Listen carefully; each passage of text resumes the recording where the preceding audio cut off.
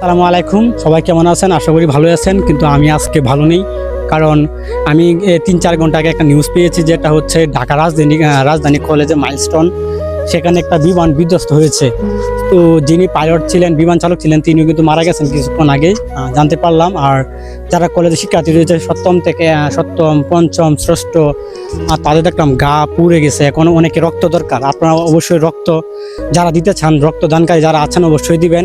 আরেকটা কথা বলবো, যারা ঢাকা যে কলেজের আশেপাশে যেখানে হয়েছে ঘটনাটি, সেখানে ভিডিও রেকর্ড বা ফটো টোটো না তুলে আপনারা সাহায্য করুন, অথবা রাস্তাটা ক্লিয়ার করুন, যেন তারা একটু সাহায্য বা হেল্প পাইতে পারে।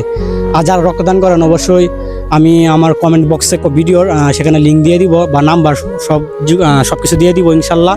আমার আজকে কথা বের হইতেছে না মুখ দিয়া, খুবই নিজের কাছে অনেক কষ্ট লাগতেছে আজকে এই ঘটনার দেখার পর। এই জুলাই মাসটা আমাদের স্মরণীয় হয়ে থাকলো। স্মরণীয় বলতে যে গত বছর কিন্তু এরকম হয়েছে, অনেকে মারা গেছেন, এবার কিন্তু জুলাই মাসে এরকম ঘটনাই ঘটতেছে।